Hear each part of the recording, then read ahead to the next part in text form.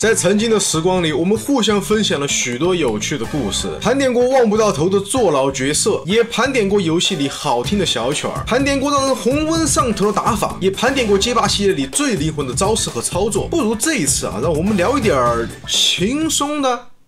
轻松个揣子，我早就受不了这一角色了。今天让我们一起来分享自己的经历，盘点街霸6中打起来最让人亡魂上魄的角色。温馨提醒：小孩子最好要在家长的陪同下进行观看，避免出现看着看着就被吓哭了的情况哦。本期盘点的规则，内容重心不在角色的象性上，筛选机制非常的主观，如果没有讲到位，就把你们心目中的提名角色狠狠打在公屏和评论区上。话不多说，先来看看本次提名的角色，他们分别是能够全屏压起身的套路王 JP、IQ999 的格斗军师达尔西姆，真正有脑子战斗的本田，最优雅的奖牌持有人曼农，肌肉开灯侠老张，一拳超人玛丽莎，还有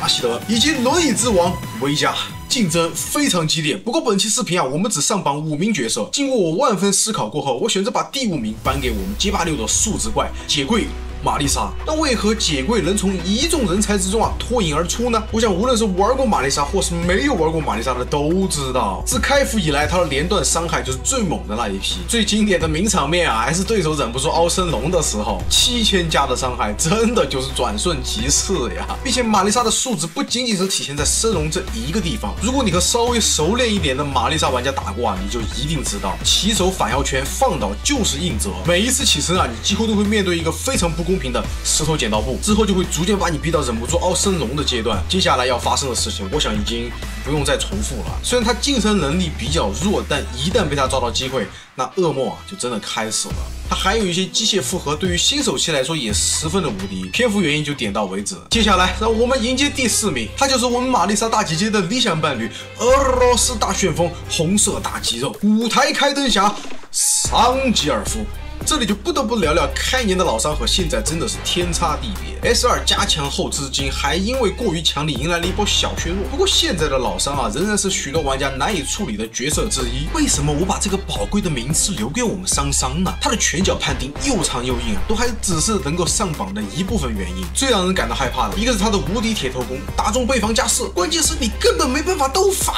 别人一个重攻击砸过来你受不了了，也就斗反缓解一下压力。我老伤一个脑袋伸过来斗反无效不说，回头再用3MP 的超长取消时间来做确认，这里除了凹以外，你几乎好像是没有别的办法了，相当于连续2次的优势进攻。甚至有些偷鸡老伤故意3MP 不取消，突然偷你个指令头，随后又是压起身，然后在赛扁局的时候，老伤3个蓝条就摆在那里，你敢压3个气儿的老伤？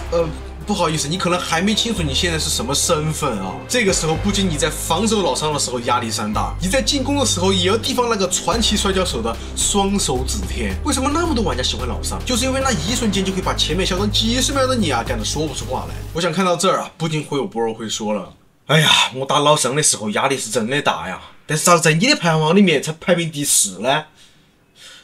难道说还有高手？要不是因为我接下来提到的第3名在 S2 的时候遭到了明显的削弱，当然现在又是变回来了一些，不然我直接能把他干到第2名上去。而他就是我从开服害怕到现在的精神抛瓦老逼灯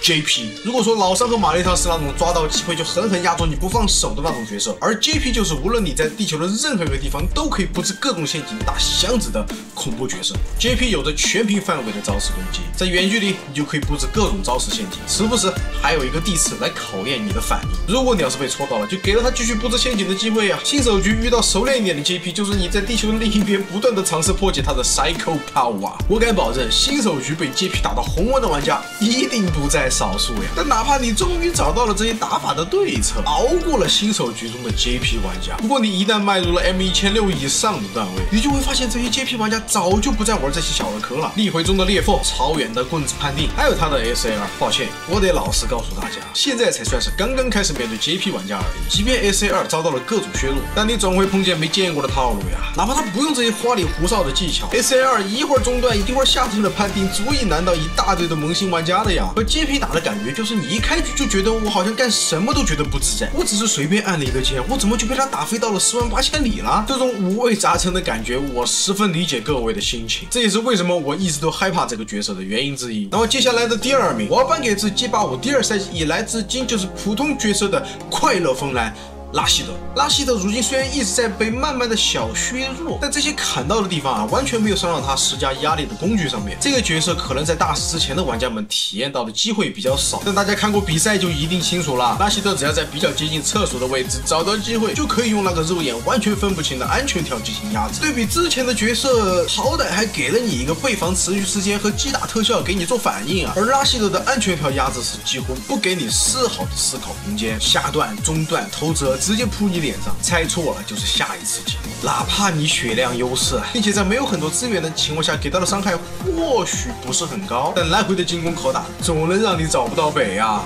还有那个非常无敌的 SA2， 在街霸6的设计中，经过龙卷风的强化过后，会拥有比以前5代还要多的功能性，又能折又能压，把握度住机会，甚至可以打出部署其他普通角色的优秀爆发。打拉希德有些时候就像是在打老伤一样，当他有了资源过后你就会格外的紧张。如果是老伤，你得防他的双手指连，但你打拉希德就千万不要把距离拉得太远了。拉希德为什么是普通角色？最大的功臣就是这一招了。你手头上要是没有资源，被拉希德丢出旋风来，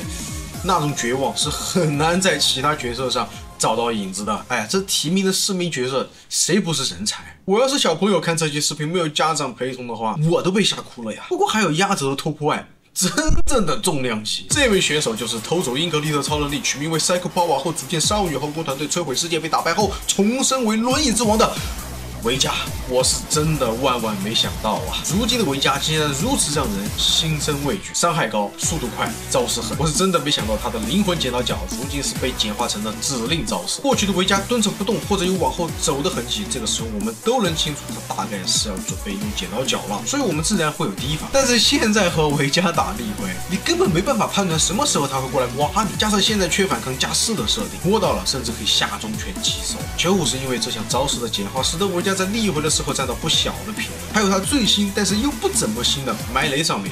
这个就更不用提了。你不交2气你就等着被强压，尤其是在快爆炸的时候，那个压力是格外的大。因为发生爆炸之后呢，维嘉还能继续连段，连完一套又能继续埋雷。哪怕现在的维嘉伤害是被削弱了，但夸张的说也是不痛不痒吧。只要你一不留神杀你6000多的伤害，对维嘉来说一点都不过分。毕竟以前7、8千都算是很平常的事儿。但是各位 bro 们维嘉远远不止这2东西能施加压力他几乎能在任何时候都能给你10足的恐惧。你看看那个晕冲速度，我甚至以前还做了个整活视频，故意恶搞这个屌毛。你看那个站中拳，过去的康师傅，如今依然也是康师傅。你看看那个电钻，中距离还能拿来对空，还有那个头折，板边前加3，我还差点忘了，维嘉的28K， 我估计有许多新人犯嘀咕。虽然现在这个版本是被砍，但关我拷打新人有什么关系啊？我维嘉就是目前街霸6中的轮椅之王。前面能提名上榜的4位角色，虽然都有闻风丧胆的才艺，但哪怕是全方位进攻的 JP， 维嘉不仅能做到全方位拷打的同时，防守能力也不算很差，关键他的连招也不算难，修正也不是很大。看看以前那个 SA1 带入连段，现在被砍了1点，但依然是非常的变态。还有我上面说的那些点上面，所以维嘉在本次盘点排行中夺冠，我想真的是实至名归了吧？大家又是怎么觉得的呢？你们心中的 Top 5又是哪些角色呢？弹幕评论告诉我。那以上就是本期视频的全部内容了。大伙儿要是看得起，不妨奖励小老弟一个小小3连，支持一下创作。最后一个问题，如果我不是秃头，你还愿意叫我一声艺术家吗？我是秃头，一位草根艺术爱好者。我们下期再见 ，Adios。